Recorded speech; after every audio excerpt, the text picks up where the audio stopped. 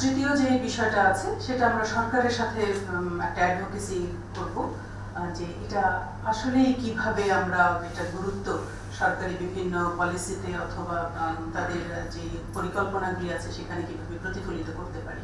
এই তিনটে উদ্দেশ্য নিয়ে আমাদের এই প্রচার অভিযান শুরু হয়েছে 2012-তে, অল্প অল্প করে শুরু হয়ে 13-তে আমরা মূলত মোটামুটিভাবে ভালোভাবে কাজ শুরু করেছি।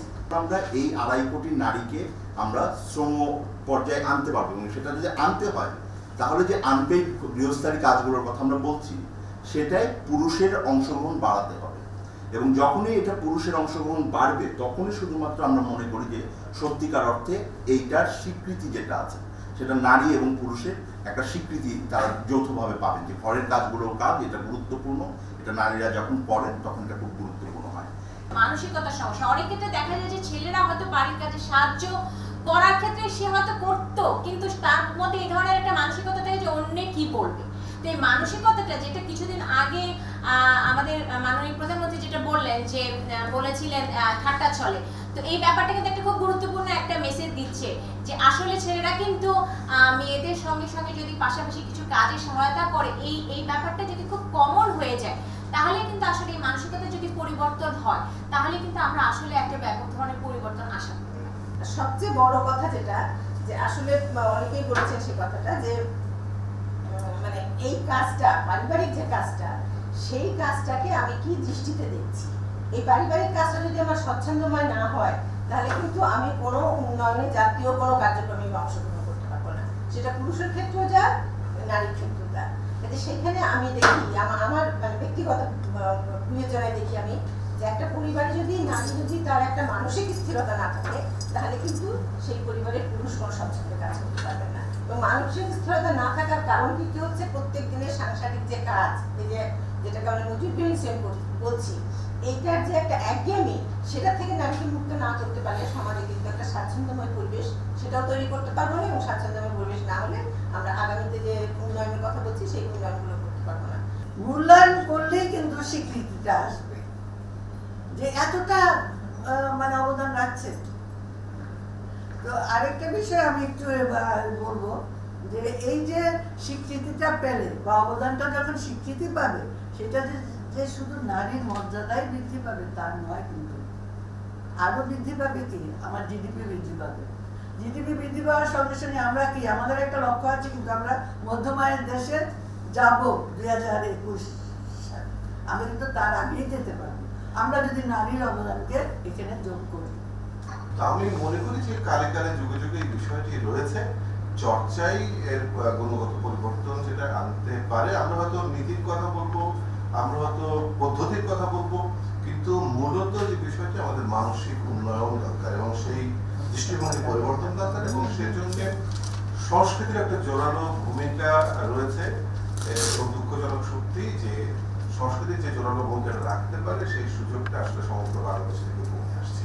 আর আপা আমরা তো নারী কৃষক নিয়ে একসঙ্গে কাজ করছি, সেই জায়গাটা আমি খুবই দুঃখ পেয়েছিলাম যখন নীতি নির্ধারকদের কাছে গিয়েছিলাম, বলেছিলাম যে ওনাদের আইডি কার্ড দেন কৃষক হিসাবে, রাজি হবে।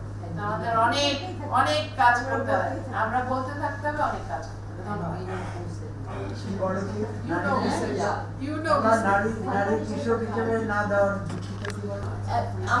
আমি speaking from as an academic যে এই কন্টিনিউমটা মনে হয় আমাদের মাথায় রাখা উচিত যখনই আমরা কোনো ইন্টারভেনশনের কথা চিন্তা করি, যে আসলে অনেক জায়গায় আমাদের ইন্টারভেনশন দরকার, শুধু যে মজুরিবিহীন কেয়ার ওয়ার মজুরিবিহীন গৃহস্থলী কাজ সেটা না, আমাদের অনেক জায়গায় আসলে ইন্টারভেনশন। যেহেতু মেয়েরা এত হারে এখন আসছে শ্রমবাজারে, মানে রেকগনাইজ ভিজিবল শ্রমবাজারে আসছে, সেই জন্য আমাদের ওই জিনিসগুলো একটু আমাদের মাথায় রাখা উচিত যে ওদের কাজও তো ইয়ে পাচ্ছে না, স্বীকৃতি পাচ্ছে না, মূল্যায়ন হচ্ছে না, তো সেই জিনিসটাও বোধহয় একটু খেয়াল রাখতে হয়। বিভিন্ন ক্যাটেগরি, নারীদের বিভিন্ন ক্যাটেগরি দেখতে হয়, কারণ একটা শ্রেণীর সাথে যারা বেশি ভালো অবস্থায় আছেন তাদের অন্য ধরনের নিড আছে, তাদের কি প্রয়োজন আছে, তারপর যারা কাজ করছে আর কোথায় কাজ করছে। কারণ অনেক সময় যেমন দেখেন যারা ইনফর্মাল সেক্টর মেয়েরা কাজ করে, যারা ইট ভাঙার কাজ করে, তারা নিজের বাচ্চাদেরকে নিয়ে আসে, তো which is very dangerous, threatening occupation। তো সেটা আলাদাভাবে দেখতে হয়, দুইটা কারণে দেখতে হয়। একটা তো হচ্ছে যে আমরা চাচ্ছি যে আর একটু বেশি শেয়ারিং যদি করা যায় পুরুষদের সাথে, সেটা আমার বিয়ে করানো যাবে আশা করি। কিন্তু এটাই ফোকাস যে কিভাবে নারী প্রতি বৈষম্য কমানো যায়, কিভাবে সহিংসতা কমানো যায়, এবং বিভিন্ন ধরনের কৌশল আমরা নানানভাবে অবলম্বন করেছি। কিন্তু নারীর প্রতি সহিংসতা বলেন, বৈষম্য বলেন, এগুলো কিন্তু সিমটম। মূল জায়গাটা হলো নারীর মর্যাদা এবং নারীর স্ট্যাটাস বাড়িতে এবং সমাজে। সমাজ নারীকে কোন চোখে দেখে সেখানেই কিন্তু ডিপেন্ড করে যে নারীকে কিভাবে ট্রিট করা হবে। নারীরা পুরুষ আমি জানি না, সম্পত্তি যদি উত্তরাধিকার প্রত্যেকের সমান পান।